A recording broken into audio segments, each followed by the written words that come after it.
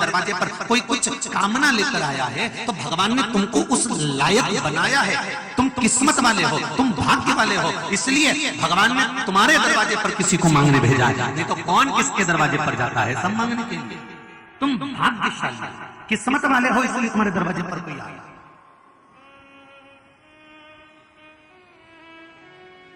तो राजा बलि ने ऐसा कौन सा किस्मत का काम कर दिया था, ऐसा पुण्य का काम कौन सा कर दिया था? राजा बलि ने ऐसा कौन सा बड़ा विचित्र काम कर दिया था जो उसके दरवाजे पर भगवान को भिक्षा मांगने आना पड़ा? तो वामन पुराण कहती है राजा बलि पूर्व समय में जुआरी थी। राजा बलि पूर्व समय में जुआ खेलता था, एक जुआरी।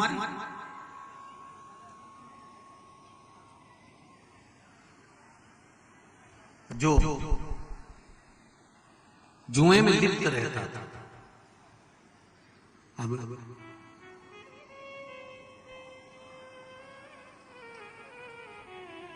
वो जिंदगी में जितनी बार जुआ खेला उतनी बार हार गया।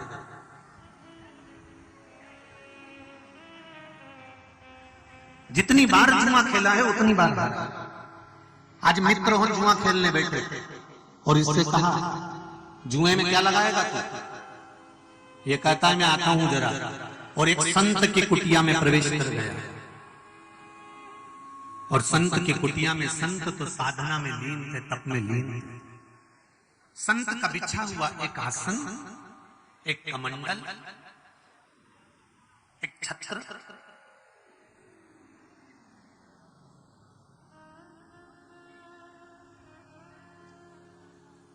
कुछ माला पड़ी थी, उठा ला। और लाने के बाद उसने कहा मैं जुए में ये लगाता। अब जुआरियों को तो मालूम था कि ये हारेगा, तो जुआरियों ने क्या करा, जो चार मित्र मिलकर जुआ खेल रहे थे उन्होंने अपनी पूरी की पूरी दौलत, पूरा की पूरा सामान आज जुए में लगा दिया।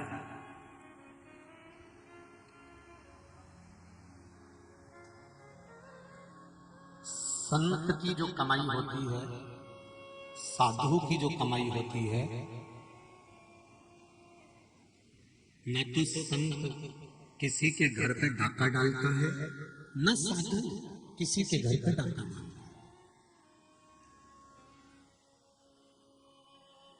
वो तो सत्संग करता है, भजन करता है, कीर्तन करता है, स्मरण करता है, मंत्र जाप करता है, नाम जाप करता है। जो उसको मिल गया, किसी ने कुछ दे दिया, उसके पास पैसा नहीं रहता।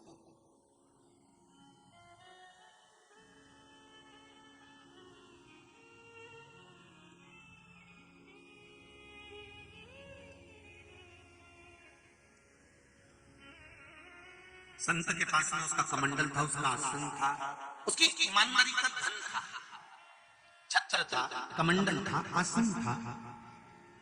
जुआरी चुपचाप से गया, संत लगे थे साधना में, सब सामान उठा कर ले आया और उसने जुए में लगा दिया। जुआरियों ने जुआ खेलना प्रारंभ करा, पूरी दौलत जुआरियों ने अपनी लगा दी। और आज भगवान की कृपा क्या हुई, इसमें छत्र लगाया, कमंडल लगाया, आसन लगाया, और आज जुआरी सब जीत गया। और जीत क्या गया, जितने जुआरियों ने अपना घर, परिवार, दौलत, धन, वैभव लगाया था वो भी इसका हो गया। और जब ये करोड़पति बन गया, धनपति बन गया, सत्तापति बन गया, बहुत पैसा आ गया, बहुत वैभव बन गया, तो इसके मित्र बन गए, बहुत सारे मित्र। कहीं वैश्य की मित्र बन गई, कहीं मदिरापान में लग गया, कहीं जुए में लग गया। आपको पहले भी कथा में कहा, जिसके पास में धन बढ़ता चले जाता है, सत्ता बढ़ती चली जाती है, वैभव बढ़ता चले जाता है, उसके तीन मित्र बन जाते हैं। पहला ताली, प्रशंसा करने वाले, दूसरा थाली, होटल में खिलाने वाले, तीसरा प्याली, मैं खाने में ले जाकर पिलाने वाले। ये तीन मित्र बढ़ जाते हैं। और वही मित्र इस जुआरी के भी बढ़ गए। एक वेश्या के साथ इसका संग जुड़ गया, और वेश्या के साथ संग जुड़ गया। वेश्या ने एक दिन इससे कहा, सुनो कल आओ तो मेरे लिए गजरा और बीड़ा लेकर आना पान का। जुआरी गजरा और बीड़ा लेकर जाने लगा। नशे में धुत, खूब मदिरा का पान करा हुआ था, नशे में धुत था। गजरा बीड़ा लेकर बाजू में दबाकर टहलता टहलता जा रहा था। इतना नशे में धुत हो गया, इतना धुत हो गया कि जाते जाते रास्ते में गिर गया। गिर गया तो बीड़ा भी गिर गया, गजरा भी गिर गया। बीड़ा और गजरा ये दोनों गिर गए। थोड़ी देर बाद इसको होश आया। होश आते से इसने देखा कि गजरे तो मिट्टी में हो गया, धूल में हो गया, रज में हो गया, बीड़ा भी रज में हो गया, मिट्टी में हो गया। सामने शिव जी का मंदिर था, बिल्कुल सामने शंकर जी का मंदिर। इसको आया गुस्सा, इसने उठाया गजरा और बीड़ा और शंकर जी के मंदिर में लेकर पहुंच गया और शंकर जी से बोला, तेरी नियत लगी होगी,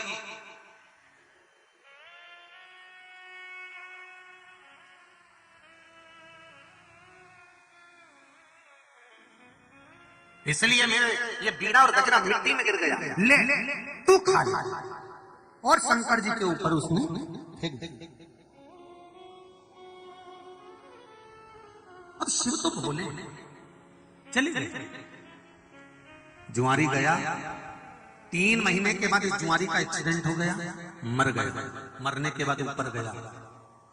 यमराज ने पूछा चित्रगुप्त महाराज से, जरा देखो इसके पाप और पुण्य कितने हैं। चित्रगुप्त महाराज ने कहा, इसने जीवन में कोई पुण्य नहीं करा, पापी पाप करा, खूब जुआ खेला, दुनिया के काम कर दिए, संत के घर की चोरी कर लाया, सारा बेकार से बेकार काम करा, इसने कोई पुण्य का कार्य नहीं किया।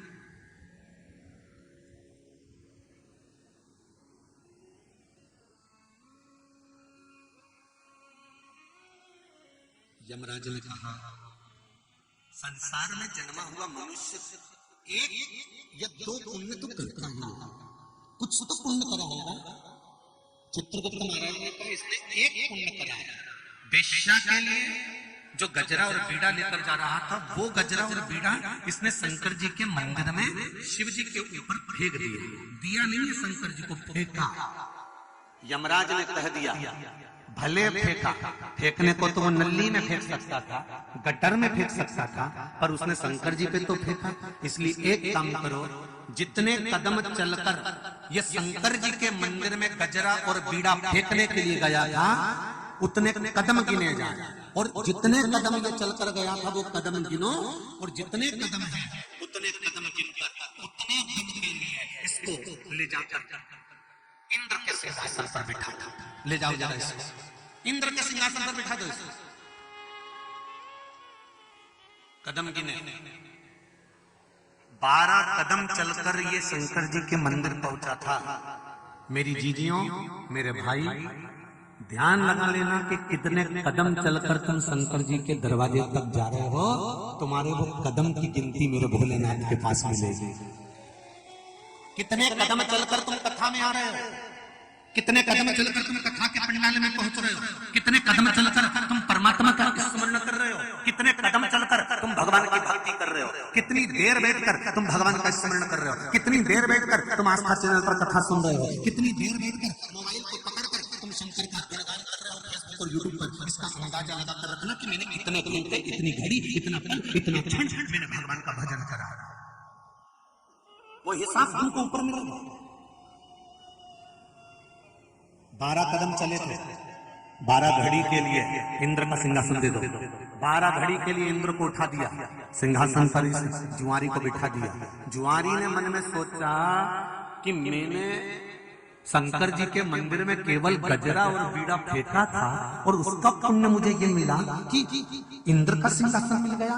12 घड़ी मिली है ना, इस 12 घड़ी में तो मैं इतना दान कर दूंगा कि छोड़ूंगा ही नहीं। और इंद्र के सिंहासन पर बैठते से ताली बजाई, अप्सरा आई, दान कर दी, एरावत आया, दान कर दिया, सोना चांदी हीरा पन्ना, जिस सिंहासन पर बैठे थे इंद्र का वो भी दान कर दिया, जिस कपड़े को पहने थे वो भी दान कर दिया, सारी दुनिया का सामान पूरे इंद्र के पास में जितना राजसी ठाट था सब दान कर दिया। और दान करने के बाद 12 घड़ी पूरी हुई, इंद्र आकर अपनी कुर्सी पर बैठने लगा। तो जैसे कुर्सी पर बैठा, बैठते से उसने ताली बजाई, ना अप्सरा आई, फिर ताली बजाई, एरावत भी नहीं आया, फिर उसने ताली बजाई, कोई सेवा करने वाला नहीं आया। इंद्र ने पूछा ये क्या हो गया, तो द्वारपालों ने कहा जो पहले इंद्र बनकर बैठा था उसने सब लौटा दिया, सब दे दिया। इंद्र को क्रोध आया, रोते रोते भगवान विष्णु के पास गए, नारायण नारायण नारायण। भगवान ने पूछा क्या हुआ, अरे ना जाने किसको, ना जाने कौन जुआरी को सिंहासन पर बिठा दिया गया, 12 घड़ी के लिए बैठा था, सब बर्बाद कर दिया, सब बर्बाद कर दिया, उसने सब लुटा दिया। भगवान विष्णु ने कहा इंद्र जो तू इतने सालों में नहीं कर पाया वो 12 घड़ी में कर निकल गया। तू जो इतने सालों में नहीं कर पाया वो 12 घड़ी के अंदर कर निकल गया। भगवान विष्णु दौड़ कर आए और उस जुआरी के सामने जाकर खड़े हो गए। भगवान विष्णु ने कहा, जुआरी तूने इतना दान करा, मेरा मन करता है एक बार तेरे दरवाजे पर मैं भी भिक्षा मांगने के लिए आऊं। मेरा मन करता है तेरे दरवाजे पर भिक्षा मांगने आऊं। जा, अगला जन्म मृत्यु लोक में तूने दान बहुत करा है, इसलिए तू राजा बलि होगा और मेरे राजभवन के पास में आकर इंद्र के सिंहासन पर बैठकर दान करा है, तो ये नारायण तेरे दरवाजे पर भिक्षा मांगने के लिए खड़ा होगा। मैं खुद आऊंगा। अगर तुम्हारे दरवाजे पर कोई भिक्षा मांगने आ रहा है, कोई पानी मांग रहा है पीने के लिए, कोई अन्न मांग रहा है खाने के लिए, कोई कुछ प्राप्त करना चाहता है, तो आप किस्मत वाले हो, भाग्यशाली हो कि भगवान ने आपको चुना और किसी कारण से चुना। जब राजा बलि के दरवाजे पर वामन भगवान भिक्षा मांगने के लिए गए, आवाज लगाई, अलख जगाया, तब राजा बलि तुरंत उसी समय पर आया। कहा, बोलिए महाराज जी क्या चाहिए? 3 पग भूमि,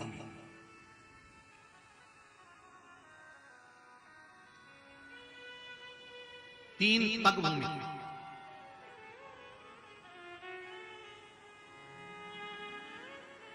तीन पग ही क्यों? वामन पुराण कहती है ये 3 पग भूमि नहीं है, राष्ट्र की इस भूमि पृथ्वी माता पर 3 पग भूमि नहीं, 3 पवित्र नदियों का प्राप्त करना था मेरे वामन भगवान को, इसलिए 3 पग भूमि मांगी। 3 पवित्र नदियां वामन अवतार के समय पर प्रकट हुई थी।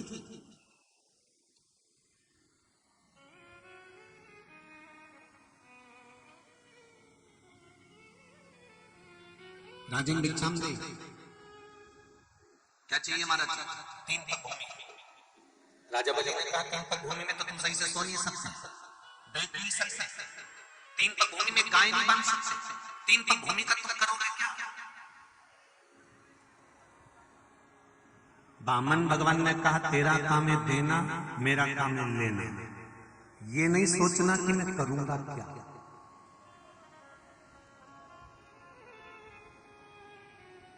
बहुत लोगों को टेंशन होता है, इतने सारे महाराज जी पे पोथी पे साड़ी चढ़ती होगी तो महाराज क्या कहता होगा।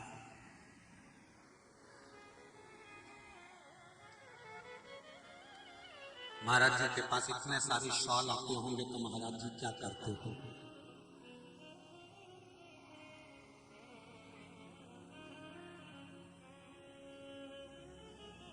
कन्यादान में इतने सारे बर्तन आते होंगे तो क्या करते हो।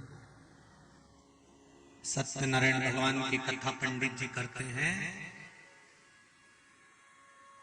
तो हंसी उड़ाने वाले भी उनकी हंसी उड़ाकर कह देते हैं, महाराज आज तो खूब कमा लिया। मेरा निवेदन है महाराज जी को जेब में से निकाल कर बता देना चाहिए, ये 10 रुपए गणेश जी को चढ़ाए थे, 5 रुपए तूने 16 मातृका पे चढ़ाए थे, ये 10 रुपए तूने सप्तशती पे चढ़ाए थे, और ये रहे 200 रुपए 500 रुपए जो तूने सुबह 9 बजे से पूजन कराई और दोपहर की 2 बजा दी, ये 200 और 500 रुपए लेके जा रहा हूँ, इससे ज्यादा अब क्या बताऊं तुझे कि तूने क्या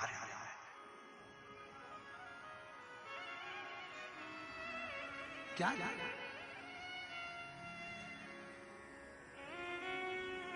क्या करोगे 3 पग भूमि? गाय उसमें बंध नहीं सकती, तुम सो नहीं सकते, बैठ नहीं सकते, 3 पग भूमि का तुम करोगे क्या? तुमने दे दिया और देने के बाद विचार मत करना कि वहां क्या है।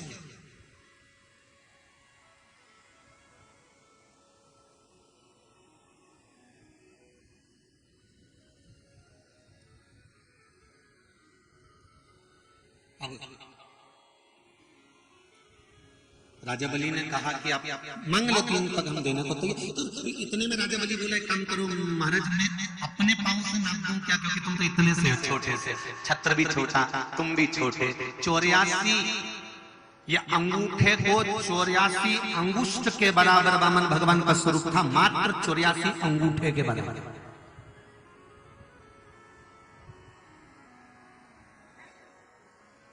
चौरासी अंगूठे को नाप लो, 84 अंगूठे के बराबर वामन भगवान बनकर आए थे।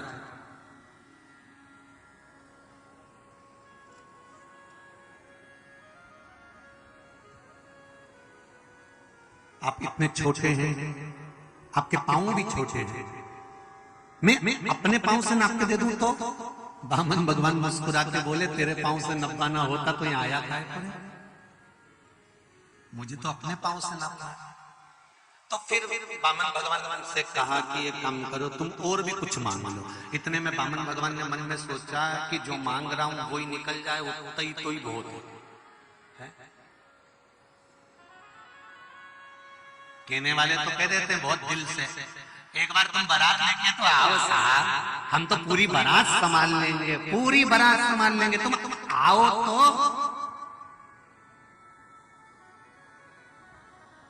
और जिसने किया ना बारात लेके आओ, और वो बारात लेकर चले भी गया 100-200 लोगों को, तो मालूम पड़े कहीं बाथरूम में पानी नहीं आ रहा है, तो कहीं चाय नहीं आ रही है, तो कहीं सामान नहीं आ रहा है, तो तुमने तो सब लेकर पदार्थ कहना बहुत सरल, कहना बहुत ठीक है।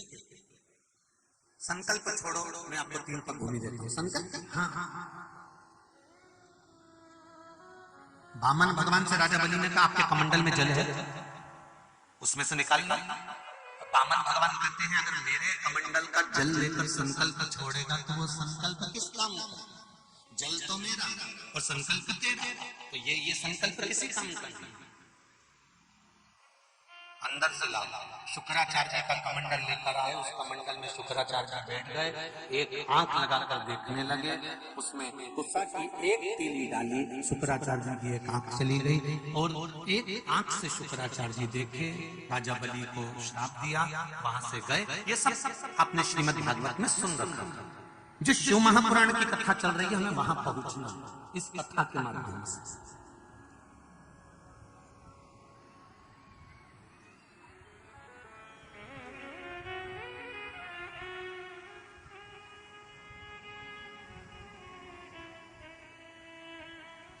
संकल्प लिया, नापो। वामन भगवान ने संकल्प लेते से ही पृथ्वी नापना प्रारंभ करा। अब जाओ महापुराण। पृथ्वी नापी एक में, दूजे में आकाश। एक चरण वामन भगवान ने उठाया, नापने के लिए जैसे उठाया, पताल में वो चरण चले गया, और पताल में से चरण उठकर आकाश की ओर जाने लगा। जैसे ही पताल में चरण गया, वामन भगवान के अंगूठे से पताल की भूमि खरोच गई। खरोचने से एक जल की धार निकली, जो कालिंदगिरी पर्वत पर चली गई। कालिंदगिरी पर्वत पर से वो धार नीचे आई तो कालिंदी कहलाई, उसी का नाम यमुना हो गया। ये पृथ्वी की सबसे पहली नदी है यमुना। पहली नदी कौन सी है? जम के बोलो जरा। प्रथमता में यमुना प्रकट हो गई। और भगवान ने जब दूसरा चरण उठाया, आकाश में चरण गया, तो ब्रह्मा ब्रह्मणी दोनों विराजमान थे। ब्रह्मा जी ने देखा भगवान का चरण आया, ब्रह्मा जी ने तुरंत अपने कमंडल में से जल लेकर भगवान के चरण को पखारा। भगवान के चरण जैसे जल पृथ्वी पर जाता, तो ब्रह्माणी के पास में ब्रह्माणी ने अपना कमंडल लगा दिया। उस कमंडल में ब्रह्मा जी के द्वारा धुलाए गए चरण का जल ब्रह्माणी ने अपने कमंडल में झेल लिया, और ब्रह्माणी ने अपने पास रखा। ब्रह्माणी के कमंडल का नाम ब्रह्म विद्या पुराण के अंतर्गत गंगा है। क्या नाम है ब्रह्माणी के कमंडल का नाम? जम के बोलो जरा।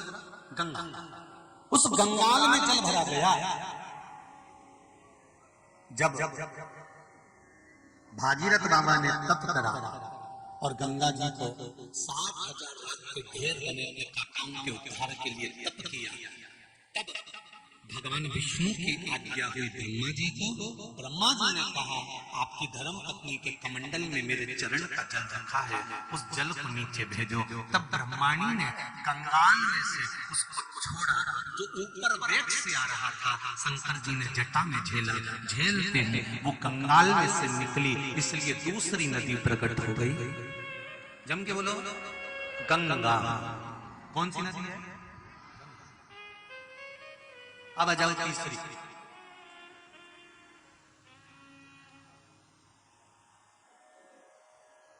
ब्रह्माणी जी ने ब्रह्मा जी से कहा, वायु पुराण,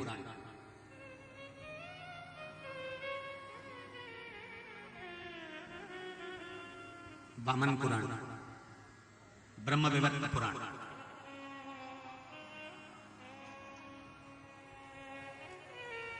ब्रह्माणी ब्रह्मा जी से कर रही है, स्वामी आपका कमंडल खाली है, मैं कहीं से जल लाकर इसमें रख दूं? ब्रह्मा जी का कहते हैं नहीं,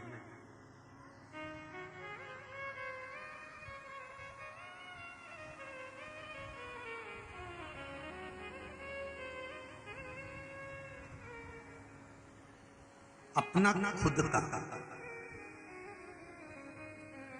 या किसी के माध्यम से दिया हुआ हम रखें तो श्रेष्ठ। एक बात आप लोगों को कही थी, किस किस के स्मरण में है वो बात, कि दिवाली पर आपके घर का दीप आपके ओटले पर लगना चाहिए। जब आपके घर के दिए बच्चे पटाखे छोड़ते छोड़ते ठंडे हो जाते हैं, दिए उनकी बत्ती चली जाती है या तेल खत्म हो जाता है, तो बच्चे दूसरे के ओटले के दिए उठाकर अपने दरवाजे पर रख लेते हैं। किस किसने सुना था? जंग सुनी थी ना सबने? उसका दोष बताया था, अगर 1 रुपया कमा रहा है और 100 रुपए खर्च हो रहा है, घर में पैसा नहीं दिख रहा है, घर में क्लेश बढ़ रहा है और घर में कर्जा बढ़ रहा है, तो उसका एक कारण हो सकता है ये लक्ष्मी सिंह पुराण की कथा में सीहोर सुखमनेश्वर धाम से जब बातचीत थी, यूट्यूब पे डली होगी, सुनना उसको। उसमें वर्णन किया था कि आपके घर के दिए दिवाली पर आपने लगाए, धनतेरस पर आप लगाए, रूप चौदस पर लगाए, भाई दूज पर लगाए, आपने दिए लगाए, घर के ओटले पर बच्चों ने पटाखा फोड़ा, आतिशबाजी करी, दिया ठंडा हो गया, दिया की बत्ती खत्म हो गई, तेल खत्म हो गया। बच्चे क्या करते हैं, दूसरे के ओटले पर से, छोटे छोटे तो है, उनको मालूम तो है नहीं, छोटे छोटे बच्चे दूसरे के ओटले पर जाते हैं, मित्र के साथ पटाखा फोड़ने लगते हैं और उसके ओटले का दिया उठाकर अपने ओटले पर रख लेते हैं, जिससे साल भर लक्ष्मी टिकती नहीं है और कर्जा बढ़ते चले जाता है, धन दिखता नहीं है और अव्यवस्था होने लगती है। उसका कारण हमें पता है।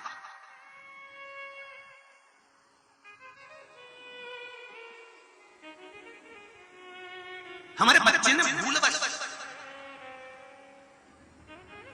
बच्चों को ज्ञान नहीं होता, आपको समझाना पड़ेगा।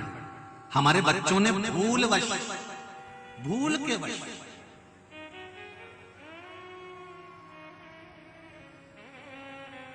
किसी दूसरे के दरवाजे से दिया उठा लिया बिना पूछे, तो वो चोरी कहलाएगी कि नहीं कहलाएगी? जम के बोले जरा, बिना पूछे तुम्हारा कोई मोबाइल उठा ले तो चोरी कहलाएगी कि नहीं कहलाएगी? बिना पूछे तुम्हारा कोई बैग उठा ले चोरी कहलाएगी कि नहीं कहलाएगी? बिना पूछे। शिव महापुराण की कथा तो यहां तक कहती है, शंकर भगवान पर जब आप बेलपत्र समर्पित करते हो और आपके पास में बेलपत्र नहीं है और बेलपत्र आप शिवजी से लेते हो, तो पहले शंकर जी के सामने ऐसा हाथ फैलाकर कहा करो, बाबा बेलपत्र ले रही हूं मैं आपसे, बेलपत्र दे दीजिए, बेलपत्र लो, धो, वापिस शिव जी को चढ़ा दो। अगर औषधि के लिए, अपने ब्लड प्रेशर के लिए, शुगर के लिए, बीपी के लिए अगर आप भगवान से बेलपत्र ले रहे हो, तो आपको कहकर लेना पड़ेगा, बाबा मुझे शुगर हो रही है, मेरी बीपी ज्यादा हो रहा है, मेरा ब्लड प्रेशर गड़बड़ हो रहा है, हाथ में कंपन आ रहा है, पाँव चलते नहीं बन रहा, बाबा आप औषधि दे दीजिए। बाबा से कहकर शंकर जी की बेलपत्र फिर उठाइए और उनसे कहकर आपकी बेलपत्र खा रही हूँ, मुझे विश्वास है आपने औषधि पर दी होगी, फिर चमककर खा लीजिए, वो अमृत हो जाए। लिखा किसी ने, देख देख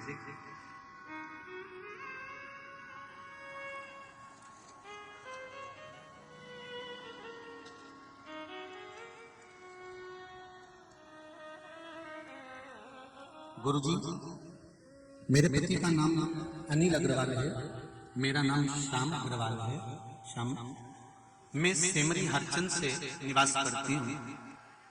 कहीं बैठे हैं आप? ही दोनों हाथ लगा दो, हर हर महादेव। सेमरी हरचंद से निवास करते हैं। प्रत्येक सोमवार मैंने पशुपति व्रत करे तो उसका मुझे नया नया फल प्राप्त हुआ, नई नई खबर प्राप्त हुई। मुझे शुगर है मेरे पति को, डॉक्टर की दवाइयां दी जा रही थी पर मुझे कोई आराम नहीं लग रहा। फिर मेरे पति से बोला एक लोटा जल और एक बेलपत्र का प्रयोग करने दो। 10 दिन बाद मैंने चेक करवाया तो मेरी शुगर नॉर्मल हो गई और मेरा बीपी भी नॉर्मल हो गया। ये शिव पुराण। बैठो हर हर महादेव। शिव तत्व किसको कहते हैं?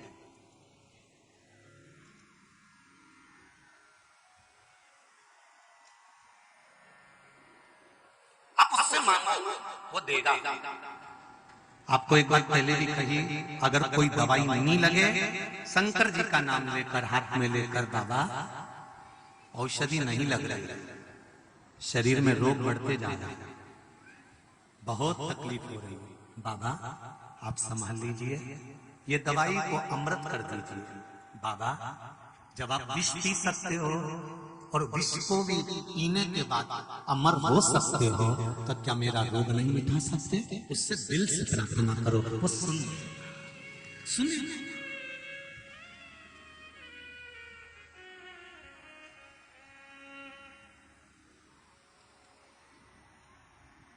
बहुत पत्र हैं जिसमें आप लोगों ने लिखा है कि किडनी और लीवर पर गड़बड़ हो रहा है। देखिए देखिए जरा पत्र।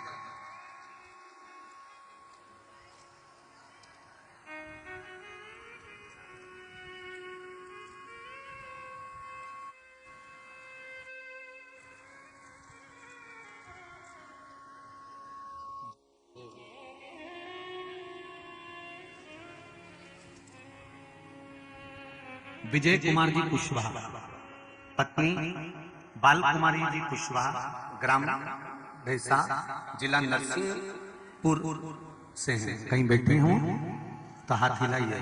अच्छा पीछे हैं क्या? दोनों हाथ हिला दो जी। हर हर महादेव। आपने पत्र में लिखा है गुरुदेव हम आपकी कथा 1 वर्ष से सुन रहे हैं। गुरुदेव समस्या विकट थी लेकिन आपके बताए अनुसार शंकर बाबा भी निकट थे। मेरी पत्नी के पेट में 2 गठान हो गई थी। डॉक्टर को दिखाया तो ऑपरेशन का बोला। गुरुदेव आपने जो बेलपत्र अभिषेक का उपाय बताया था हमने वो पूरी आस्था से और विश्वास से उपाय किया और सब समस्या ठीक हो गई। अब किसी भी प्रकार का न दर्द है और न गठान है। भोले बाबा की कृपा से उनकी सोनोग्राफी भी नॉर्मल आ गई है, गठान गायब हो गई। ये शिव तत्व है, ये शंकर। बैठो बहन, बैठो भैया, हर हर महादेव। दोनों हाथ हिलाकर एक बार बैठ जाइए। हर हर महादेव। इसको शिव तत्व कहते हैं। दुनिया के लोग कहते हैं क्या शंकर जी की कथा सुनने से, शंकर जी को जल चढ़ाने से, शंकर जी को बेलपत्र चढ़ाने से, शंकर जी को मूंग चढ़ाने से, चावल चढ़ाने से, ये सियोर वाला महाराज हर कुछ बता देता है चढ़ाने का, क्या इसके चढ़ाने से लाभ होता है? मेरा विश्वास कहता है और मेरी शिव महापुराण की कथा नहीं स्वयं शंकर है। शिव कहता है एक बार दिल से चढ़ा कर देख ले, 3 महीने में तुझे रिजल्ट तेरे हाथ में होगा। तो दिल से समर्पित तो हो जाओ।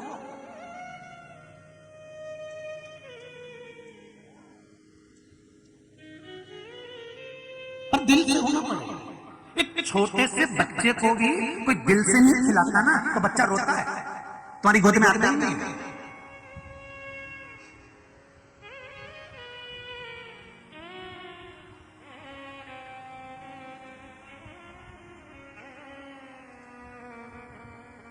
कोई दिल से अगर छोटे से बच्चे को भी गोदी में लेगा, दिल से लेगा तो दिल से बच्चा भी तुम्हारी गोदी में खेलेगा, और दिल से नहीं लोगे तो बच्चा भी नहीं खेलेगा। उसी तरह तुम शंकर भगवान को अगर दिल से निभा रहे हो, मेरे ओघड़ दानी को दिल से कह रहे हो कि बाबा तेरा ही दिया मैंने खाया पिया तेरा शुक्रिया, तेरा शुक्रिया। आप उसको दिल से कहो तो क्यों ना करेगा?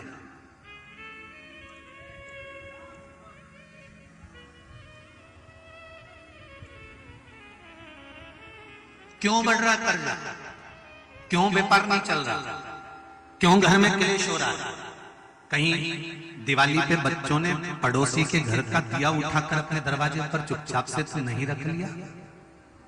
लक्ष्मी आने को तैयार बैठी थी, कार्य सिद्ध करने को तैयार बैठी थी, पर दरवाजे पर तुमने रंगोली भी डाली, चौक भी पूरा, तोरण भी लगाया, लाइट भी लगाई, पर लक्ष्मी जी कह रही है कि दूसरे के घर का चोरी का दिया तेरे दरवाजे पर मिला तो मैं कैसे प्रवेश करूं? तू बता, मैं कैसे आऊं? एक बात कहें जीजियों और मेरे भाई, बहुत ध्यान से सुनना, कभी भी झूठी शोहरत, झूठी सत्ता मत दिखाना किसी के सामने। जैसे हो ना वैसे ही रहना, जैसे हो वैसे ही रहोगे ना तो चार चांद लगा लोगे, शोहरत दिखाने में बर्बाद होगा। झूठी शोहरत मत दिखाना, झूठी सत्ता मत दिखाना।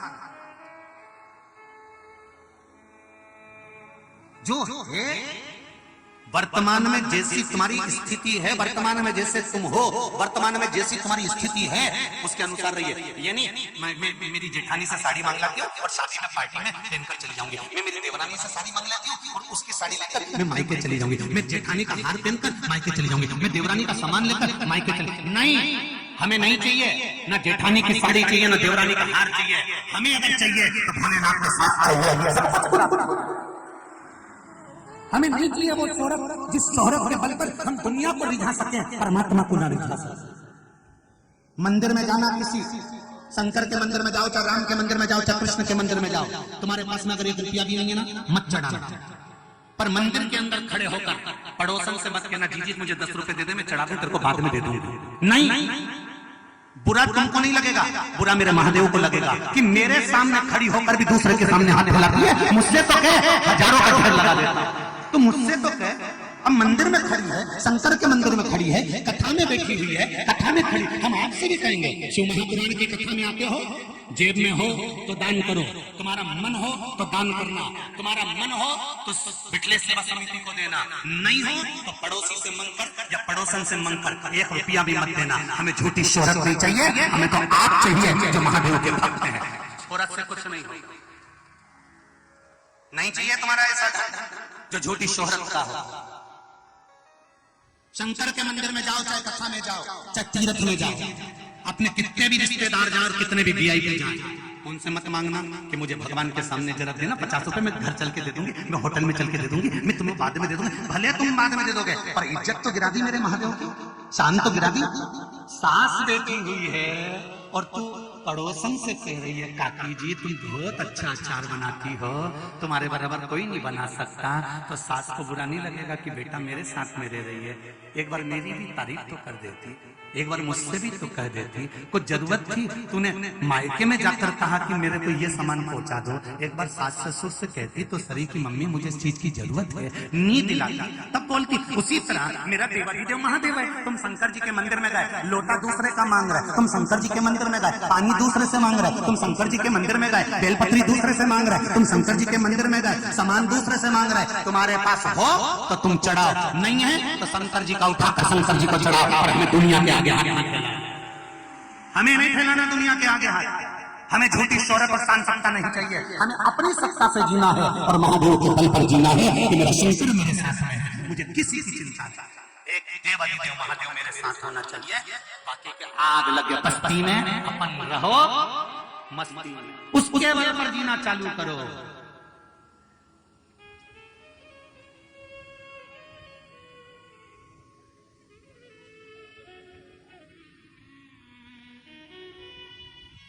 उसके बल पर अब तो नहीं मांगोगे किसी के आगे, जम के बोलो। कभी भी मेरे देवाधिदेव महादेव के मंदिर जाना, तुम दूसरे किसी महाराज के यहाँ कथा में जाना, भले मांग कर चढ़ा देना, पर जी मैं हाथ जोड़कर कहता हूँ, इस व्यासपीठ के सामने कहता हूँ कि इस व्यासपीठ के सामने तुम्हारे पास हो और मन हो तो देना, पड़ोसन से मांग कर मत समर्पित करना, नहीं चाहिए।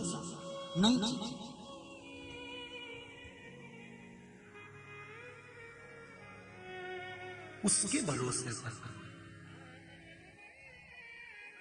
मैंने तेरे ही भरोसे, ओ बाबा तेरे ही भरोसे, हवा बिच उड़ती जवानी, बाबा डोर तो छड़ी ना मैं कटती।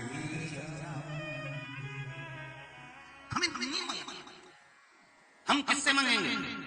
नहीं है ना 10 रुपया चढ़ाने के लिए, अभी बाद में चढ़ा दूंगा, पर मांग कर नहीं चढ़ा। नहीं है ना लाल कलर की साड़ी, बाद में पहन लूंगी, पर मांग कर नहीं पहन।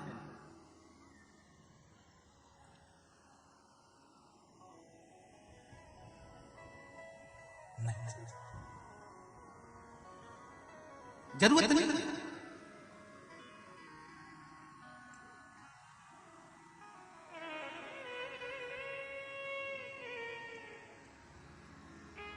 जब जीवन का एक सुख परमात्मा दे रहा है तो फिर हम क्यों जाए? क्यों? किस लिए हम किसी के आगे हाथ फैलाएं?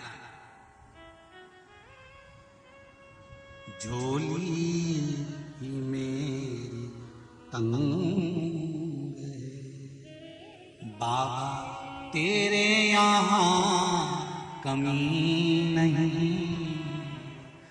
गलती हमारी है, हम मंदिर में जाकर भी लोटा दूसरे का उठा लेते हैं। मंदिर में पड़ा हुआ लोटा उठा लिया, मंदिर का पानी भर लिया, चढ़ा दिया, वहां भी चोटे बन गए। भगवान सोच रहे हैं कि हमने दूसरे का उठा लिया, दूसरे का पानी भर के चढ़ा दिया, और सोच रहे हैं भगवान रीत जाएगा। एक दिया छोटे से बच्चे ने दूसरे के ओटले का लाकर रख दिया तो लक्ष्मी शिव महापुराण की कथा कहती है कि उसका भी दोष हो गया।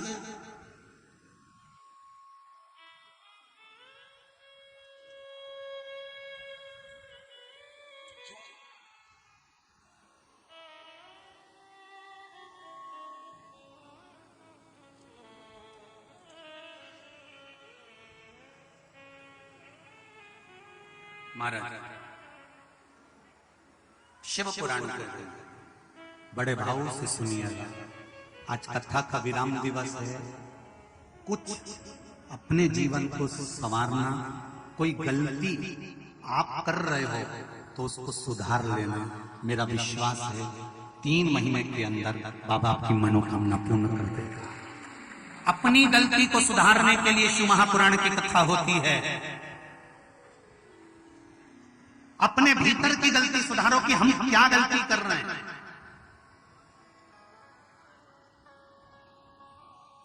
ब्रह्मा जी से ब्रह्माणी ने कहा मैं जल लेकर जाऊं, आपके कमंडल में डाल दूं?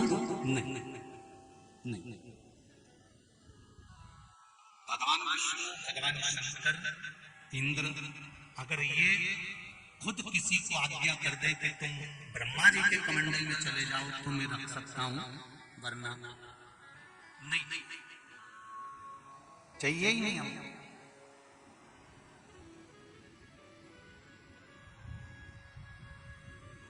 शिव जी से अगर बेलपत्र मांग रहे हो तो कहकर मांगना, औषधि दे दीजिए।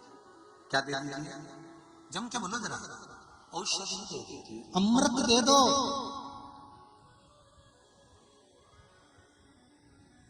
अरे सुनो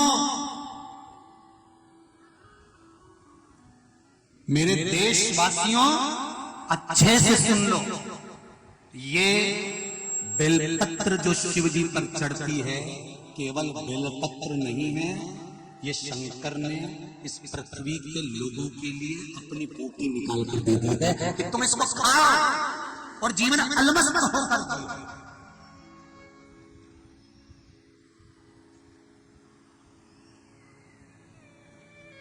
अलमस्त। एक पत्र किसी ने भेजा बाहर से,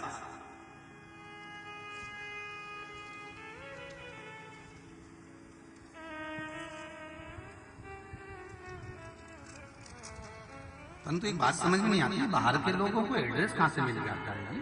पत्र भेज देते हैं जब लोग, यहीं के पत्र तो पूरे नहीं हो रहे। राम राम।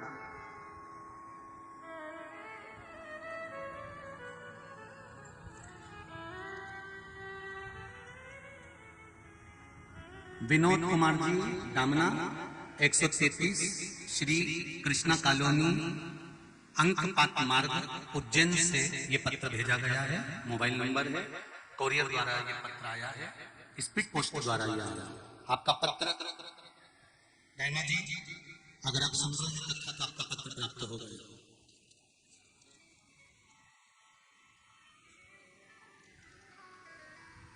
कथा तो सुनी, पर आपके द्वारा जो बताए गए उपाय हैं उसको हमने किया। बाबा ने कितनी कृपा करी। मेरे अंकल जी की लड़की की डिलीवरी होने वाली थी और डॉक्टर ने मना कर दिया था कि उसकी नॉर्मल डिलीवरी नहीं हो सकती, क्योंकि बच्चा पेट में बहुत कमजोर है और उसके लीवर में छेद है। बच्चा कमजोर है, उसके लीवर में छेद है, इसलिए डिलीवरी ऑपरेशन के बिना नहीं हो सकती। और गुरुजी, मैं आपकी कथा रतलाम की 7वें दिन की सुनने आया और वहां से अभिषेक का जल लाया और मेरी चाची को मैंने बोला 2-4 दिन और रुको और भोले बाबा का सब सही करेगा, और ये विश्वास था मेरा। और वो जल मैंने उसको दिया। मैंने दूसरे दिन अभिषेक का जल उसको दिया और भोले बाबा से बोला, हे बाबा, ये मेरा विश्वास है, उससे टूटने नहीं देना। बाबा, कुछ चमत्कार अवश्य करना। और बाबा ने चमत्कार ऐसा हुआ कि जिस दिन उसे जल पिलाया उसी दिन उसे हॉस्पिटल ले जाया गया और मैंने श्री शिवाय नमस्तुभ्यम का जाप किया और उसकी डिलीवरी हुई और बच्चा नॉर्मल हुआ और उसके कोई छेद नहीं है शरीर के अंतर्गत। ये डॉक्टर ने वर्णन कर दिया, ये शिव की कृपा है, ये शंकर है। वो घड़ी है, दयालु है, कृपालु है, उससे विनय करोगे तो सुख तो मिलते हैं।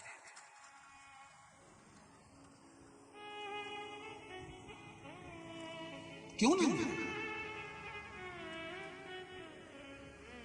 लाखों के दुखड़े जो तू हर गया डमरू वाले, तू मेरे दुखड़ों को देख कर क्यों डर गया डमरू वाले। ऐसा क्या कारण है जो तू मेरे दुख को देख कर डर गया? क्यों? आप मंदिर जा रहे हो, पशुपति व्रत कर रहे हो, शंकर जी को जल चढ़ा रहे हो, चावल चढ़ा रहे हो, बेलपत्री चढ़ा रहे हो, उसके बाद भी अगर दुख समाप्त नहीं हो रहा, संकट कट नहीं रहा, संकट मिट नहीं रहा, तो घबराना मती। अगर दुख की फाइल मोटी है, तुम्हारे कर्म की फाइल अगर मोटी है, पूर्व में जो करा है भोगना तो पड़ेगा। तो भगवान शंकर कह रहे हैं, थोड़ा आते रे आते रे आते रे आते रे, धीरे से फाइल गायब कर दूंगा, दुख मिटा दूंगा, पर थोड़ा समय तो लगे। लोगों की फाइल गायब करने के चक्कर में तो एक बार ब्रह्मा जी ने इस्तीफा दे दिया था देवताओं को कि हमको तुम्हारी नौकरी करना ही नहीं, हमको तो इस्तीफा चाहिए। तो भगवान विष्णु ने पूछा, काहे को इस्तीफा चाहिए? इस्तीफा इसलिए चाहिए, राजा शेष की मृत्यु का समय था, राजा शेष को मरना था, मौत की घड़ी का समय आ गया, तो शंकर भगवान ने उसे क्यों बचाया? जब हमने नोटिस जारी कर दिया तो उसको उठा लेना था, फिर शंकर जी ने क्यों बचाया? भगवान विष्णु शंकर जी के पास गए, ब्रह्मा जी को लेके, ब्रह्मा जी इस्तीफा दे दिया। क्यों? ब्रह्मा जी ने भेजा था कि उसका अंतिम समय था, राजा श्वेत, उसको उठाना था, उसके मरने का समय था, तुमने क्यों बचाया उसको? तो इतने में शंकर भगवान बोले, वो मेरे मंदिर में नहीं बैठा है, मेरे मंदिर में बैठा था वो, और उसको उठाने आ गया। इतनी हिम्मत हमारे एरिया में, हमारे क्षेत्र में, बस इसलिए हमने निपटा दिया। जा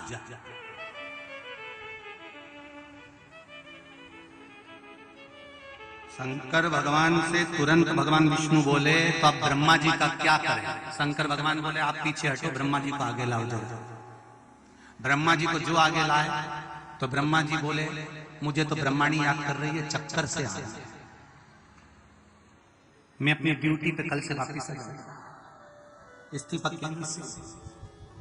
भगवान ब्रह्मा जी ने भगवान विष्णु से कहा शंकर जी से बोलो तो सही, हर कभी हमारे काम में अड़चन उत्पन्न करेंगे। शंकर भगवान बोले मैं किसी के काम में अड़चन उत्पन्न नहीं करूंगा।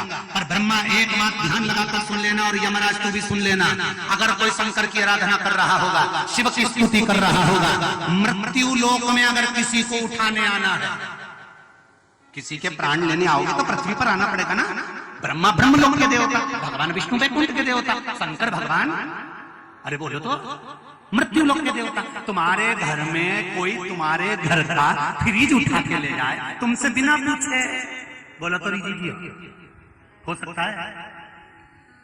भाई लोग बोले कोई उठा ले, कूलर उठा ले, कहीं का मिक्सर उठा के ले जाएगा ना, तुमसे पूछेगा क्या एलसीडी ले जाऊं, क्या फ्रिज ले जाऊं, क्या कूलर ले जाऊं, तुम कहोगे हाँ हाँ ले जा, तो ले जा सकता है, नहीं तो कोई ले जाएगा? तुम्हारे घर में बिना पूछे कोई तुम्हारा कूलर नहीं उठा सकता, तो शंकर जी के घर में शंकर जी से बिना पूछे किसी के प्राण कैसे ले सकते?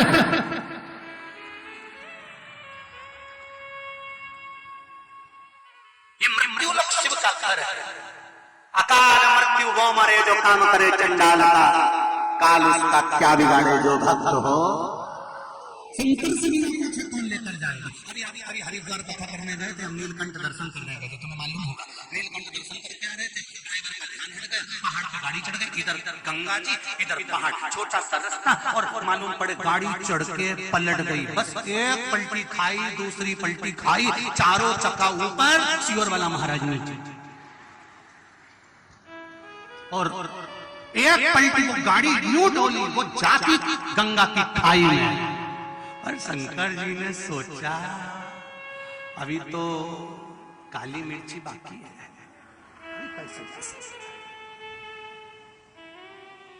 इतनी जल्दी जाके क्या करेगा? जाना तो सबको है, जो आया है वो जाएगा। चाहे बादाम खाओ तो भी जाओगे, नीम खाओ तो भी जाओगे, मेकअप करो तो भी जाओगे, नी करो तो भी जाओगे, जाना सबको है, चाहे सियोर वाला हो, चाहे आप हो, कोई भी होगा, मिलेंगे। वही थोड़ा सा एरिया चेंज हो सकता है पर अपना नहीं। कथा सुनने वाला, कथा बांचने वाला अगर दिल से बांच रहा है, सुनने वाला दिल से सुन रहा है, तो मेरा देव अधिदेव महादेव भी दिल से उसको गोदी में ले रहा है। बस यही कहा जाना सबको है, मौत से नहीं डरना साहब, दो से कभी मत डरना। एक उंगली उठाने वाले से जो तुम्हारे ऊपर आक्षेप लगाए, अपशब्द बोले, गालियां दे, ताने दे, बुराई करे और खूब कोसे, उतने तुम खुश होना, अरे भोलेनाथ बड़ी कृपा करिए, इनको पैदा कर कर तूने मुझे ये सब कर दिया, बड़ी कृपा। एक उंगली उठाने वालों पर, ताने देने वालों पर, गाली देने वालों पर कभी भगवान से कहना बड़ी कृपा करिए, तो दुखी होना ही नहीं किस बात के। और मृत्यु से भी नहीं डरना, ना तो उंगली उठाने वालों पे डरना, आक्षेप लगाने वालों से डरना, अपशब्द वालों से नहीं डरना, और दूसरा मृत्यु से भी नहीं डरना। मौत तो निश्चित है, 7 तालों में बंद हो जाओ तो भी आएगी, नहीं होगे तो भी आएगी, वो तो आना तो निश्चित। कब तक मौत से डर के जियोगे? मैं तो मौसम्बी का जूस नहीं पीती, मेरे को सर्दी हो जाती है, और दूसरे का खून पी जाती है।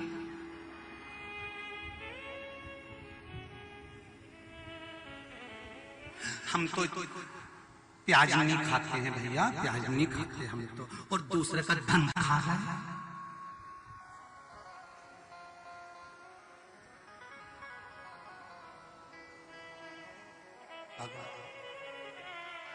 इसीलिए सियोर वाला महाराज बहुत बुरा लोगों के लिए, जब देखो कथा कथा है, उसको समझो, अपनी जिंदगी में उतारो, अपने जीवन में उतारो। रामायण वही है, भागवत वही है, शिवपुराण वही है, उसको उतारो तो।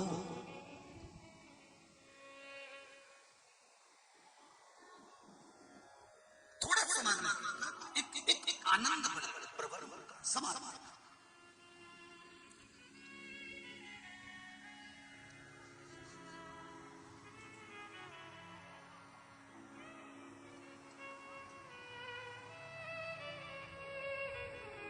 एक आनंद की अनुभूति हो, एक रस तत्व की अनुभूति हो, सुख की अनुभूति हो। महाराज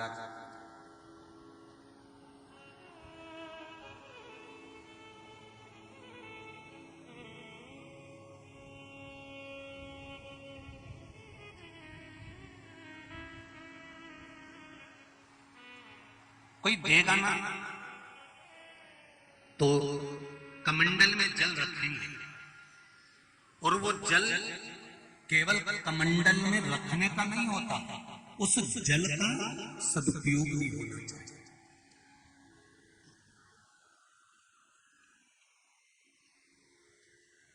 पहली नदी कौन सी प्रकट हुई है? जम के बोलो, यमुना। दूसरी नदी गंगा। तीसरी नदी प्रकट होने वाली है कमंडल में मैं जल रखूंगा, पर जन हित के लिए रखूंगा, संपूर्ण विश्व कल्याण के लिए। सर्वे भवन्तु सुखी, कोई दुखी ना।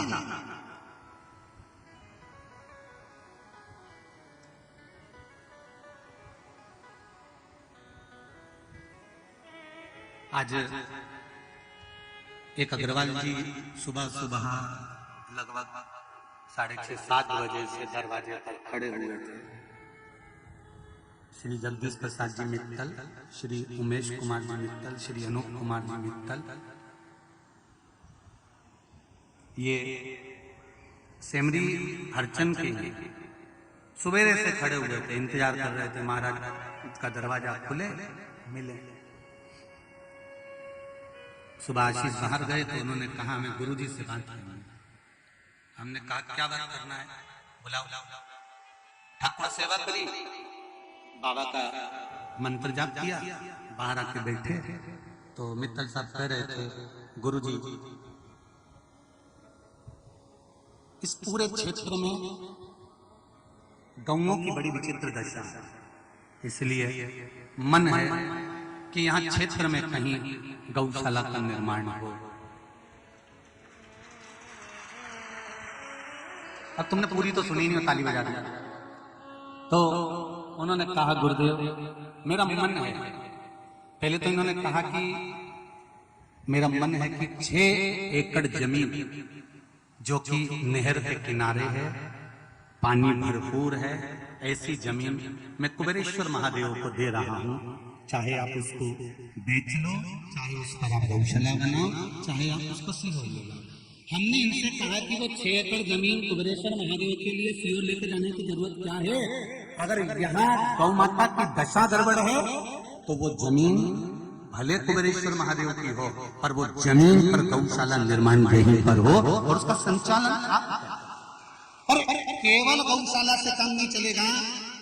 जब सवेरे शंकर जी के मंदिर गए, सिद्ध बाबा के मंदिर गए, तो वहां देखा था कि आदिवासी ढेर सारे घर पड़े हुए हैं, छोटे छोटे बच्चे हैं, आदिवासी परिवार ढेर सारे हैं, और लोग उन आदिवासियों को दूसरे धर्म के लोग अपने धर्म में जोड़ने के लिए लोग लालच, प्रपंच, दिखावा ढेर कर रहे हैं और उनको तोड़ रहे हैं। तो मेरा निवेदन है, गौशाला के लिए आप 6 एकड़ जमीन दे रहे हैं, मना नहीं है, पर निवेदन करूंगा कि वो आदिवासियों के लिए भी उस 6 एकड़ में से कम 2 एकड़ में ऐसा बनना चाहिए कि आदिवासी बच्चों की पढ़ाई हो जाए, उनके भोजन की व्यवस्था हो जाए, जब बड़े हो उनके विवाह की व्यवस्था हो जाए। तो बनाओ, तो निर्माण करो। तो अगर जगदीश जी, उमेश जी और अनूप कुमार जी मित्तल जी आपको अगर ये बात राजी लगे तो मैं आमंत्रित कर रहा हूँ आपको इस व्यासपीठ पर आइए और बाबा पर एक बेलपत्री चढ़ाकर आपकी 6 एकड़ भूमि कुबेर भंडारी को आप प्रदान करें गौशाला के लिए, और उसका संचालन बिठलेश सेवा समिति करे, मना नहीं है, पर बिठलेश सेवा समिति की एक शाखा पिपरिया, सुहागपुर, शोभापुर, सेमरी हरचंद, बाबई और नर्मदापुरम, यहाँ का पूरा बेड उस आदिवासी बच्चों की और गौशाला का पूरा संचालन आपको करना है, उसकी सदस्यता आपको लेना पड़ेगा। और एक मैं आमंत्रित कर रहा हूं, पीपरिया से कोई अग्रवाल जी हैं, उन्होंने भक्तों को लाने के लिए पीपरिया से बसों को लगा दिया है 5-5, 6 रोज सुबह से शाम तक बस आना जाना कर रही हैं। मैं उन अग्रवाल जी को भी एक बार बुलाना चाहूंगा, बहुत बहुत साधुवाद देना चाहूंगा, बहुत बहुत साधुवाद महाराज। उन्होंने बसों की व्यवस्था लगा दी थी यहाँ भक्तों को आने के, और मुझे विश्वास है ये गौशाला का निर्माण, विश्वास है बिटले सेवा समिति तो आपके साथ में खड़ी है, पर पहला निर्माण इस गौशाला का, इस आदिवासी बच्चों की शिक्षा का, भोजन का, उसकी व्यवस्था पहली इसी पंडाल से चालू होना चाहिए, ये विश्वास के साथ करते हैं। एक माला दीजिएगा, आइए एक बार जोरदार ताली बजाएं। सिंचित भूमि, पानी वाली भूमि, नर्मदा के तट की भूमि, नहर के किनारे की भूमि, 6 एकड़ भूमि विठले सेवा समिति को गौशाला के निमित्त पार्क दे रहे हैं, पर वो भूमि पर गौशाला आपको बनाना है, चलाना आपको है। सियोर वाला महाराज तो कभी कभी आएगा, हर हर महादेव बोलेगा और जाएगा। बहुत बहुत साधुवाद, बहुत बहुत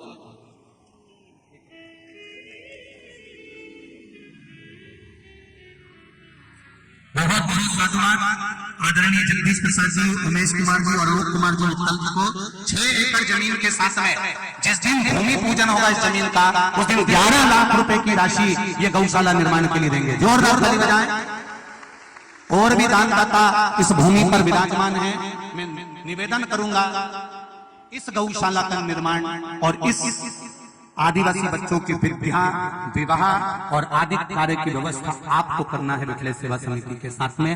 बैसाख का महीना, मौका फिर नहीं मिलेगा, ये शरीर दिया है और धन उस बाबा ने दिया है, दिल से लौटा, फिर मौका नहीं मिलेगा। हमारे लिए नहीं, परिवार के लिए तो आपने बहुत बनाया और बहुत करा, ये आप कर रहे हो दूसरे के लिए, और व्यवस्था दूसरे की हुई है। साधु में स्वर्गीय श्री नीलेश कुमार जी सोनी की स्मृति में जो कथा चल रही है, भद्र प्रसाद जी, रविकांत जी सोनी, शैलेश जी कुमार जी सोनी, इन्होंने भी मुझे सूचना दी थी कि जिस दिन भूमि पूजन होगा और गौशाला का निर्माण चालू होगा, 1 लाख रुपए की राशि ये सुंदर गौशाला के निर्माण में दे रहे हैं। बहुत बहुत साधुवाद, जोरदार ताली बजाइए, धन्यवाद। देव आदिदेव महादेव।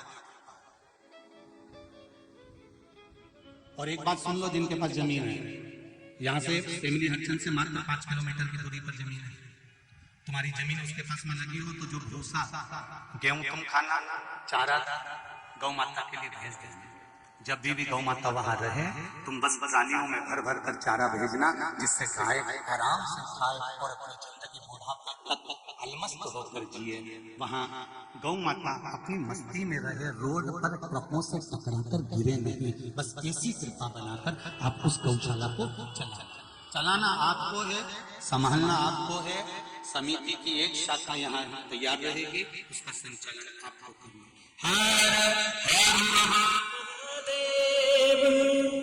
और जितने लोग फेसबुक यूट्यूब पर कथा सुन रहे हैं, जितने आस्था चैनल पर सुन रहे हैं, आप लोगों का भी सहयोग चाहिएगा फैमिली हरचंद की इस पुनीत पावन गौशाला के निर्माण में बैसाख के महीने में आपका भी सहयोग।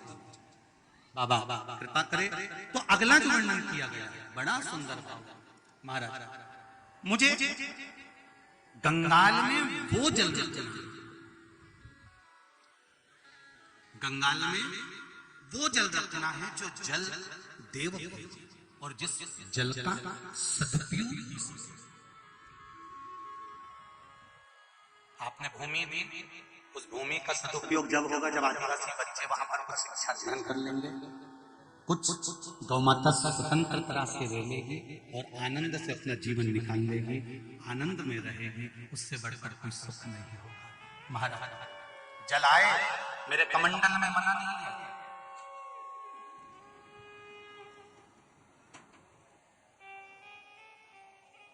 और जितने आस्था पर सुन रहे हैं, जितने फेसबुक यूट्यूब पर सुन रहे हैं कथा, जितने फैमिली हरचंद में सुन रहे हैं, सबसे निवेदन है, ये गौशाला कोई साधारण जगह पर नहीं है, सिद्धनाथ भोलेनाथ मंदिर है, जहां पर पताल में से गंगा बाहर निकलती रहती है 24 घंटे। उस पताल गंगा के पास मात्र 1.5 किलोमीटर की दूरी पर ये सुंदर गौशाला का निर्माण। और जितने लोग हैं दर्शन करने के लिए, कभी जब बन जाए तब एक बार जरूर आइए। जरूर देव शिव कथा कर औघड़दानी भगवान शंकर का पावन चरित्र था। कमंडल खाली था, भगवान शंकर तप साधना में लगे और जैसे देव महादेव तप साधना में लगे शंकर भगवान के शरीर से पसीना बहने निकला। उस पसीने ने स्त्री का रूप ले लिया जिसको माता पार्वती ने सरिता कह दिया। क्या नाम हुआ इसका? जम के बोलो जरा। सरिता।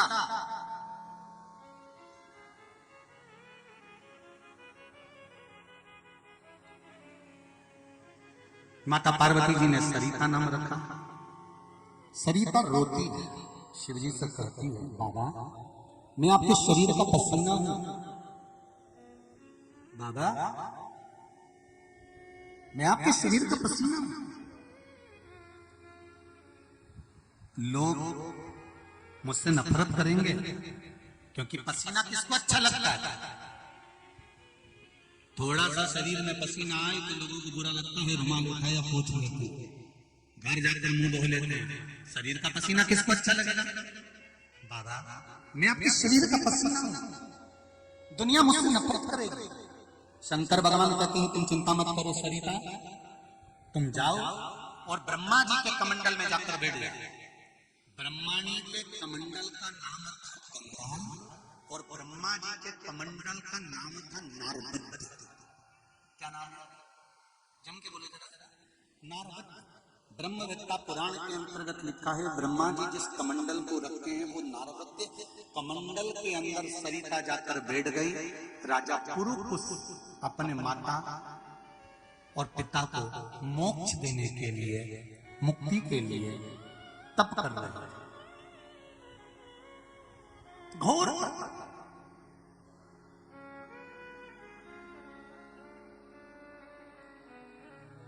राजा पुरुकुस ने तप करना प्रारंभ करा। नर्मदा पुराण कर रही है, राजा पुरुकुस ने तप करना प्रारंभ करता, घोर तप करता, शिव की आराधना में लगे लगे शिव की आराधना।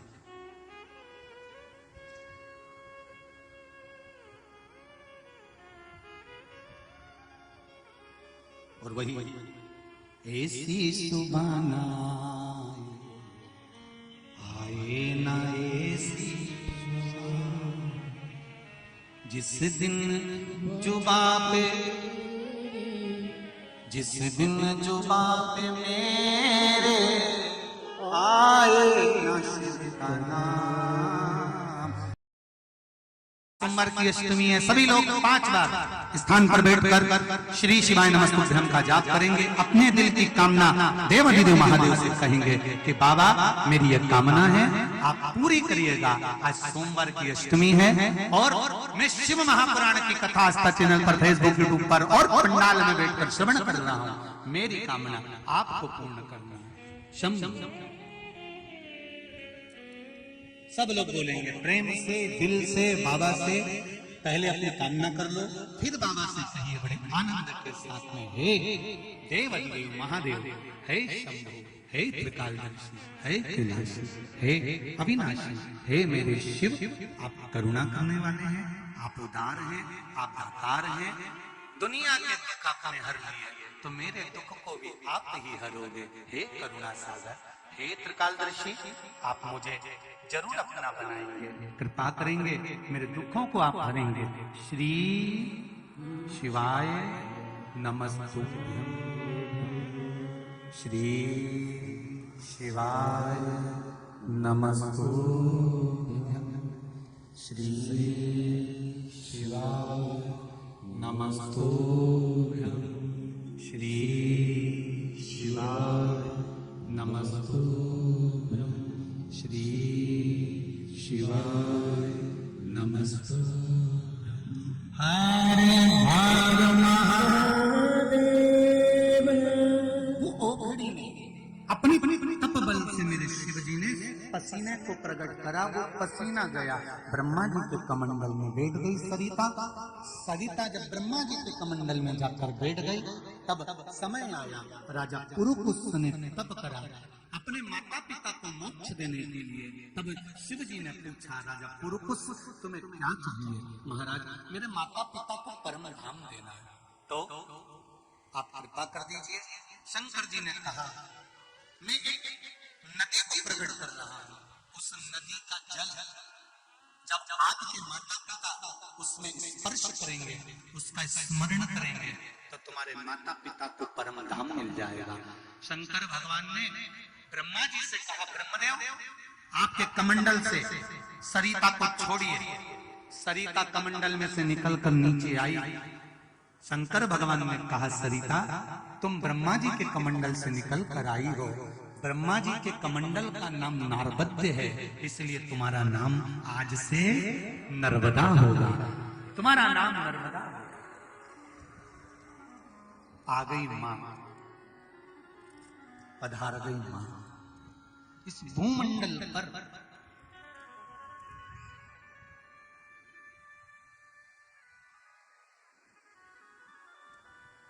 इस भूमंडल पर गहरी नर्मदान गहरो साधारण नहीं है, बहुत। सरिता कहने लगी, नर्मदा जी कहने लगी, बाबा दुनिया के लोग मुझसे नफरत करेंगे, मैं आपके शरीर का पसीना हूं।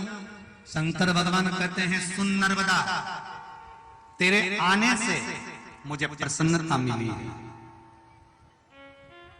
तेरे आने से मेरे हृदय को आनंद मिला, तेरे आने से मुझे खुशी मिली है। नर्मदा, संसार के लोगों को, मृत्यु लोक वासियों को मात्र तेरा दर्शन ही प्रसन्नता प्रदान कर देगा। सुन नर्मदा, प्रसन्नता देगा। मां कहने लगी, प्रभु सब मुझे क्या क्या कहेंगे? शिव जी कहते हैं, सुन नर्मदा,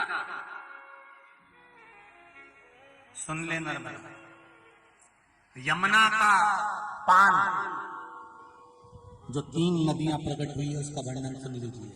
यमुना का पान, गंगा का स्नान और नर्मदा का केवल दर्शन ही मुक्ति प्रदान कर देगा। केवल मुक्ति, केवल मात्र दर्शन करने वाला भी नर्मदा का मोक्ष पाएगा। केवल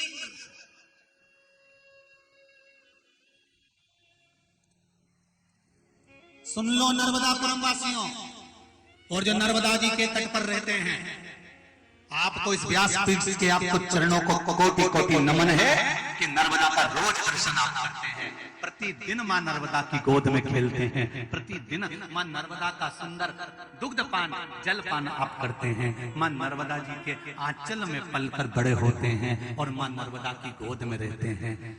जो बाहर की बेटियां विवाह करके नर्मदा के इस क्षेत्र में आती होंगी, उनके भाग्य प्रबल होंगे कि यहाँ आकर वो बहुओं की किस्मत खुल जाती होगी कि नर्मदा जी के घाट की बहू बनी है। नर्मदा के घाट की बहू है नर्मदा।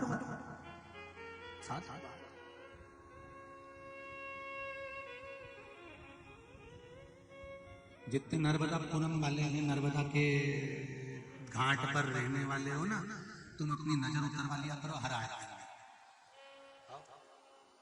कोई नजर ना लगा दे तुमको।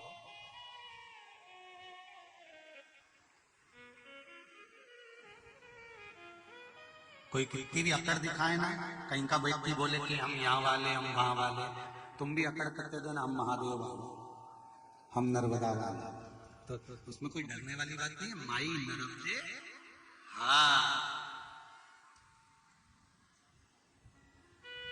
माई कृपा करने, चलिए नर्मदा भाई भाई भाई भाई।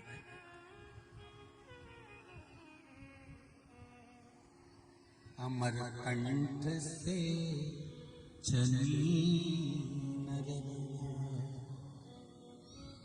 अमरकंठ से चली नर्मदा, वो तो घाटन घाट को जाई हो, माई नर्मदा कहाई हो। वो तो घाटन घाट हो जाई हो, माई नर्मदा का माई नर्मदा का निर्मल पानी हो, माई नर्मदा का। ऐसी मां नर्मदा बहती हुई चली। शिव जी ने कह दिया गंगा की 100 डुबकी, नर्मदा जी की 1 डुबकी जीवन का कल्याण कर देगी। जीवन का कल्याण। सारे संत दौड़ दौड़ के नर्मदा जी में नहाने चल गए। सब दौड़े और नर्मदा जी की ओर बढ़े। जैसे संत नर्मदा जी की ओर बढ़े, नर्मदा जी हाथ जोड़ के खड़ी हो गई। संतों क्या कर रहे हो? मुझ में स्नान कर रहे हो? तुम्हें मालूम नहीं मैं कुंवारी, और अगर कुंवारी नदी में स्नान किया जाता है या कुंवारी कन्या के साथ कोई पुरुष रहता है तो उसको भोग का पाप लग जाता है। मालूम नहीं है? तुम अपने वस्त्र उतार कर संतों नर्मदा के जल में अगर कूदोगे तो तुम्हारी कुंवारी कन्या के भोग का पाप लग जाएगा। इसलिए मुझ में पांव मत रखना रे संत, तुम उतर मत जाना मेरे जल में। संत ठहरो, ठहरो। संत सारे संत इकट्ठे होकर सीधे महादेव जी के पास पहुंचे। शिव जी ने पूछा क्या बात है, क्यों चिल्ला रहे हो, क्या हो क्या गया? आप ही ने तो कहा था गंगा की 100 डुबकी और नर्मदा की 1 डुबकी। हम नर्मदा जी नहाने के लिए गए तो नर्मदा जी तो हाथ जोड़ के खड़ी हो गई कि मैं कुंवारी हूं। नर्मदा जी हाथ जोड़कर खड़ी हो गई कि मैं कुंवारी हूं। अगर नर्मदा जी कुंवारी रहेगी तो उसमें कोई संत, कोई पुरुष कैसे नहाएगा? कोई जेंट्स पुरुष उस नर्मदा के जल में कैसे जाएगा? अगर नर्मदा जी कुंवारी रहती है तो कोई पुरुष उसमें स्नान नहीं कर सकता, क्योंकि नर्मदा कहती है कि मैं श्राप दे दूंगी, क्योंकि मैं कुंवारी और तुम उसमें वस्त्र उतार कर अगर स्नान करोगे तो भोग का पाप लगेगा। फिर कोई कैसे नहाए? संतों ने देवाधिदेव महादेव से प्रार्थना करी। शंकर भगवान तो नेत्र बंद करके बैठ गए थे, नेत्र खोलने को तैयार नहीं थे। जो नहाने के लिए नर्मदा जी के घाट पर जाए, नर्मदा जी उसके हाथ जोड़ ले, भैया ना मैं कुंवारी हूं, तू पुरुष है, मैं तुझे श्राप दे दूंगी, तुझे एक कन्या के भोग का पाप लग जाएगा अगर तू नहाया तो। निकल यहाँ से। सबको नर्मदा जी ने भगा दिया। ढेर लगे शंकर जी के दरवाजे पर, ढेर कगरीत हो गए।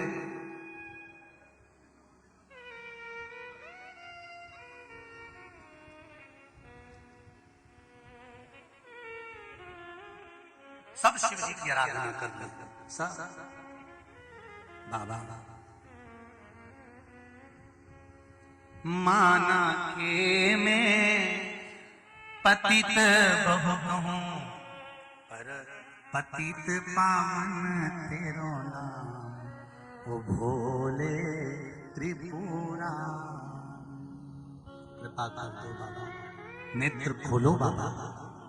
हे ओघरदानी नेत्र खोलिए, हे बाबा नेत्र खोलिए। मेरे शंभु, मेरे शंकर, मेरे त्रिकालदर्शी, मेरे कैलाशी, मेरे अविनाशी, नेत्र खोलिए। बार बार पुकारा गया, बार बार कहा गया, अब मेरे ओघरदानी ने नेत्र खोले। क्या बात है संतों, इतने संख्या में तुम लोग आए हो, इतने साधु, इतने संत, इतने तपस्वी, इतने साधक, इतने उपासक क्यों आए हो? हम सब नर्मदा नहाने गए थे। तो नर्मदा जी कहती है मैं कुंवारी हूँ, कुंवारी के अंदर अगर स्नान करोगे तो कुंवारी कन्या के भोग का पाप लग जाएगा। आप बताओ क्या करें? शिव जी ने कहा नर्मदा ब्रह्मा जी के कमंडल से आई है, तो ब्रह्मा जी ने ऐसे नहीं भेज दी होगी। ब्रह्मा जी ने जिसको भी भेजा है उसका भाग्य लिखकर भेजा है। उनसे पूछो कि नर्मदा में हम स्नान कैसे करें, नर्मदा का भाग्य क्या है। तब ब्रह्मदेव के पास में गए। ब्रह्मा जी ने कहा क्या बात है संतों? संत कहते हैं नर्मदा कुंवारी है।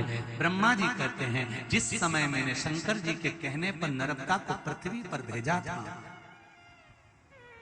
और नर्मदा मेरे कमंडल से निकलकर जब सरिता नारवत्य बनकर चली थी, तब राजा पुरुकुस ने उसके लिए तप किया था। उस समय पर मैंने नर्मदा जी का मंगल विवाह राजा पुरुकुस के साथ कर दिया था। नर्मदा अब मां बन चुकी है। अब कभी भी आप नर्मदा की गोद में कोई संत, कोई साधु, कोई सन्यासी, कोई पुरुष जाकर स्नान कर सकता है। नर्मदा मां कहलाएगी, इसलिए मां नर्मदे। माई जम के तो बोलो, माई नर्मदे हार कहते हैं। ये माई कहलाती है, ये मैया कहलाती है, ये मां कहलाती है, क्योंकि राजा पुरुपुष्प के साथ प्रणय। जाओ अब स्नान करो। नर्मदा जी को जाकर कहा, नर्मदा जी ने ब्रह्मा जी का ध्यान किया, शिव जी की आज्ञा ली। नर्मदा जी ने कहा, मैंने राजा पुरुपुष्प के माता पिता को मोक्ष देने के लिए राजा पुरुपुष्प के कहने पर मृत्यु लोक में आई हुई, इसलिए मैं इस पुरुपुष्प के पीछे चलूंगी। और अंत में जाकर अमरकंटक से निकली हुई मां नर्मदा राजा पुरुपुष्प के पास में जाकर कच्छ में मिल गई, और वो नर्मदा वहां जाकर विराजमान हो गई, उस स्थान पर विराजमान हो गई। तो मां तो मां होती है, करुणा सागर मां तो मां होती है। साधारण नहीं है मां। अगर नर्मदा जी कुंवारी कहां पर है? जल्दी बोलो। जहां से चली, कहां? अरे बोलो जम के। अमरकंठ से जहां से चली, 7 गांव तक नर्मदा जी चलते चलते चलते चलते, क्योंकि वह छोटी सी है, चलती चलती चलती चलती जब राजा पुरुपुष्प के पास में पहुंचने लगी है, तब मां पुरुपुष्प के भाव से मां मां कहलाने लगी। मातृत्व है।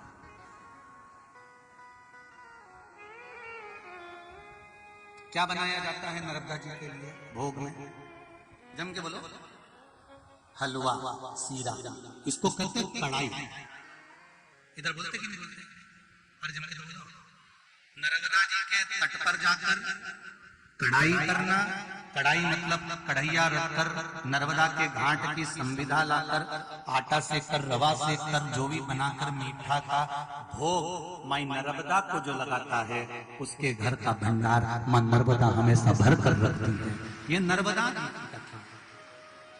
नर्मदा के घाट पर माई नर्मदा के घाट पर जाकर जो भंडारा करता है, भोजन कराता है, जल पिलाता है, पानी पिलाता है, छाछ पिलाता है, जो आदि आदि मीठे का भोग लगाकर माई को, जनमानस को, संत साधु सन्यासी नर्मदा परकम्मावासी इनको कुछ पवाता है, उसका जीवन माई नर्मदा सार्थक कर देती है, आनंदित कर देती है। ये जीवन का एक सुख दे देती है। हम भी प्रयास करेंगे। नर्मदा के तट पर ये भूमि दी गई है, हम भी प्रयास करेंगे कि यहाँ पर भी कोई सदाव्रती अगर आएगा, परिक्रमा करने वाला आए, जीवन पर्यंत भोजन कर जाएगा। आजीवन भोजन भंडारा यहाँ पर भी, नर्मदा के घाट पर भी, यहाँ पर भी आजीवन भोजन भंडारा चलता रहेगा, जैसे कुबेर भंडारी के। हाँ, एक बात और सुन लो। आज किसी बच्चे ने नितिन साहू,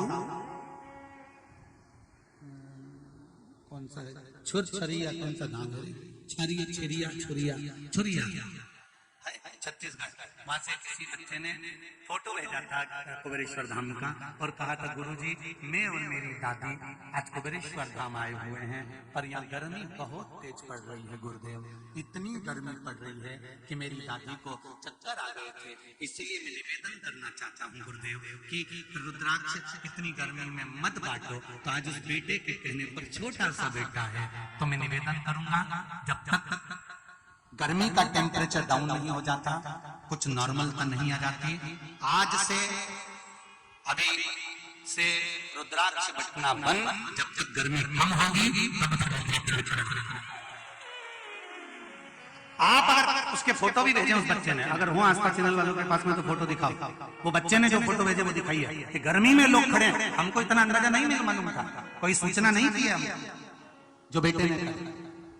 तो सूचना अगर मिली है, भले छोटा बेटा है और कुबेरेश्वर धाम से जुड़ा है, तो कुबेरेश्वर धाम के आप परिवार वाले हो।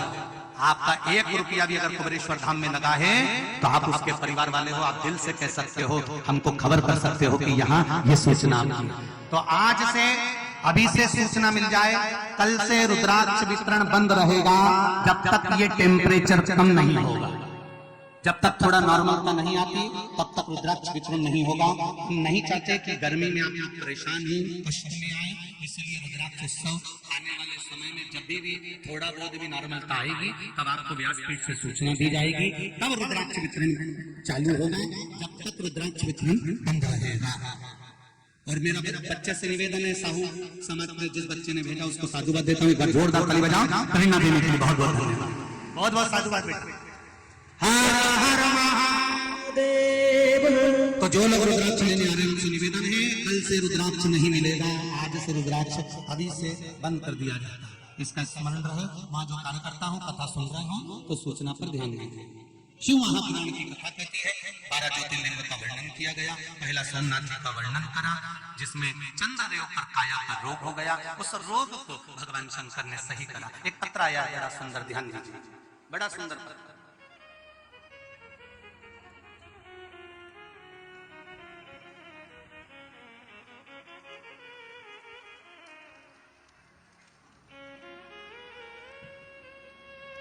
पुष्पलता पांडे रायगढ़ सरस्वती शिशु मंदिर के पास से आई हैं। कहीं बैठी हो तो हाथ हिलाइएगा। पुष्पलता पांडे कहीं बैठी हैं? जहां बैठी हो हाथ हिलाइएगा। पुष्पलता जी पांडे आती हैं, दोनों हाथ हिलाइएगा। बहुत बहुत साधुवाद। आपने लिखा है, गुरुजी चरणों को नमन करती हूँ। गुरुजी मैं शिव जी की महिमा का वर्णन करना चाहती हूँ। मेरा बेटा गुम हो गया था जब वो, उसकी उम्र मात्र 7 साल की थी जब वो गुम गया था। गुरुजी सब दूर खोजा, सब दूर कंप्लेंट करी, पर बेटा नहीं मिला मेरा। 7 वर्ष का। बाबा की कृपा हुई गुरुदेव, तब मैंने शिव महापुराण के माध्यम से उम्मीद जताई और पशुपति व्रत का वर्णन सुना। तब मैंने करना प्रारंभ करा और बाबा की कृपा से 11 साल के बाद मेरा बेटा मुझे प्राप्त हो गया। ये शिव कृपा है। बधाई हो बहन, बहुत बहुत। हर हर महादेव। बैठिए बैठिए बैठिए। एक पत्र और बड़ा सुंदर आया है, ये भी सुन लीजिए, बड़ा सुंदर।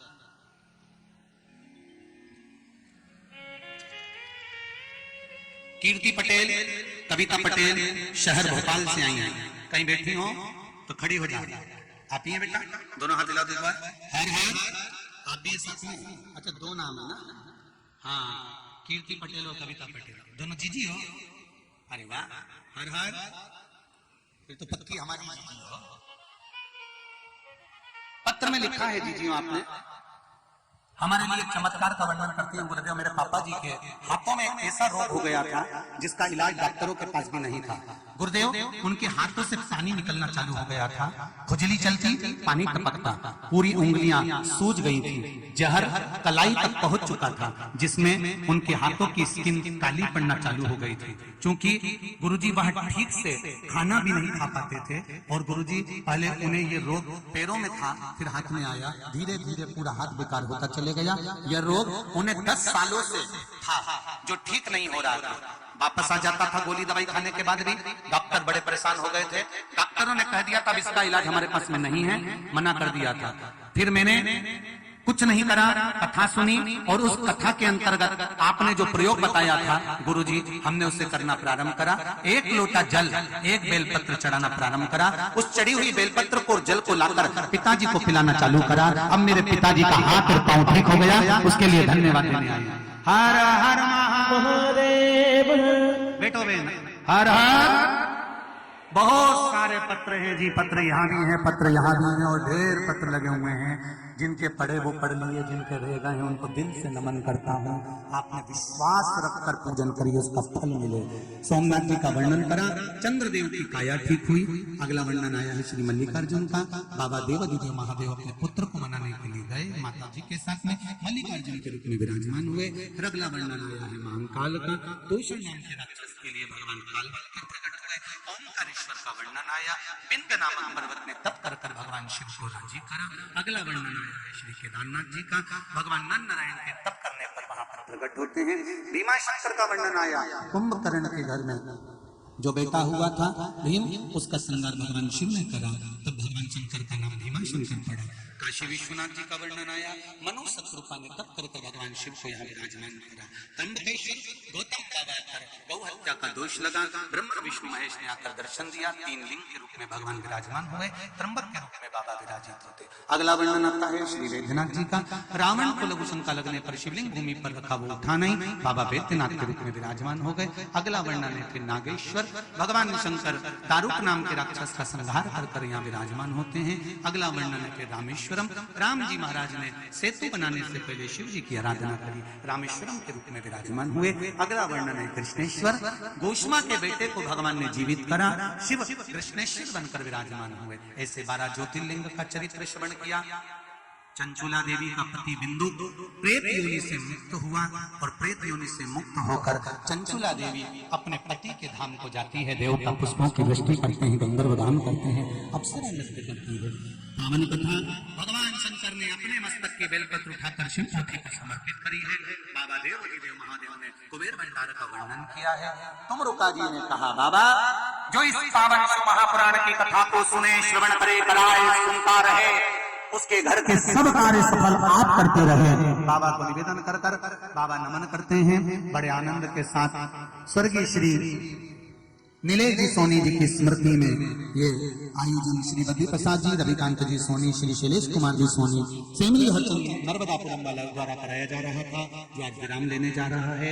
पूरे सेमली वालों ने, एक एक कार्यकर्ताओं ने दिल से कहीं जल पिलाना, कहीं रसना पिलाना, कहीं भोजन कराना, कहीं नाश्ता कराना, बहुत दिल से सेवा करी है। कोई ने गाड़ी, कोई ने घोड़ा लगाया, बहुत सेवा करी है। पूरे सेमरी हरचंद वालों को मैं नमन करता हूँ, प्रणाम करता हूँ, आपकी भक्ति को नमन करता हूँ। शैलेश भैया, बहुत बहुत दिल से आपने शिव महापुराण की कथा करवाई, मैं पूरे परिवार को बहुत बहुत साधुवाद देता हूँ। एक बार जोरदार ताली बजाएं सोनी परिवार के लिए, जिन्होंने दिल से शिव महापुराण की कथा को करवाया है। बड़े आनंद के साथ कथा विराम लेने जा रही है। अगली कथा अब थोड़े दिन आराम करेंगे, हम भी बड़े आनंद के साथ, आप भी आनंद के साथ में YouTube पे कथा डली होंगी, उनको श्रवण करते रहे।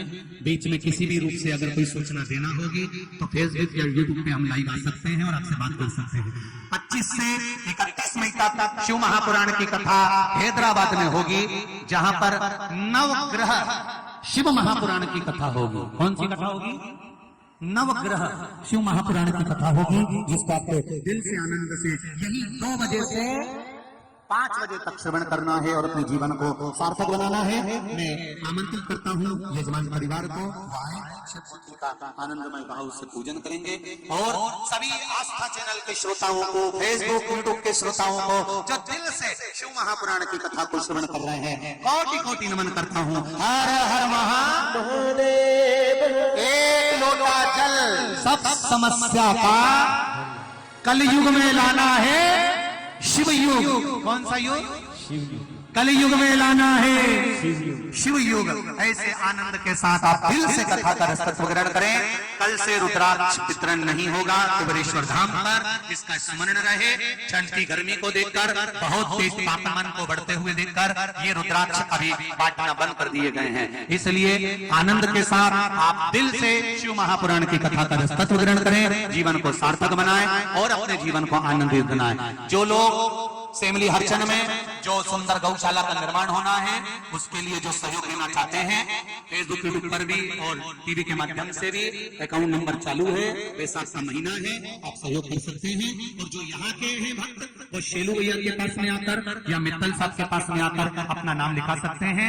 जो भी सहयोग राशि आपको देना होगी, यहाँ पर इनके पास में हम पूरी व्यवस्था कर देंगे, और जिससे जल्दी से जल्दी आपको टीवी चैनल पे मालूम पड़ जाएगा कि सेमली हरचंद में जो भूमि पूजन होगा, उसका प्रसारण आस्था चैनल पर भी दिखाया जाएगा। जब सुंदर गौशाला का भूमि पूजन होगा, उसका प्रसारण आस्था चैनल पर भी दिखाया जाएगा। और प्रयास करेंगे नर्मदा क्षेत्र के बड़े बड़े संत साधु उस भूमि पूजन में पधारेंगे और आनंद लेंगे। हर हर महादेव। पिपरिया से, शोभापुर से, सेमली हरचंद से, बाबई से, नर्मदापुरम से हम 5-5 सदस्य लेंगे। उन 5 सदस्यों के नाम मित्तल साहब या शैलेश भैया के पास लिखे होंगे, जो कि विकलेश सेवा समिति के कार्यकर्ता भी रहेंगे। और इस पूरे आदिवासी क्षेत्र के इन विद्यालय को, इन औषधालय को और इन आनंद को वो लोग संभालेंगे। इन आनंद के साथ यहाँ पर जो आजीवन भोजन भंडारा होगा, जो मंदिर आने वाले हैं, जो कि पाताल गंगा का दर्शन करने आएंगे या शंकर जी का दर्शन करने आएंगे, उनके लिए भी वहां पर भोजन व्यवस्था अधिक चलती रहेगी। आनंद के साथ आप सबका सहयोग चाहिएगा और सभी आनंद के साथ शिव मंदिर जाते रहें, अपने जीवन को सार्थक बनाते रहें। हर हर महादेव।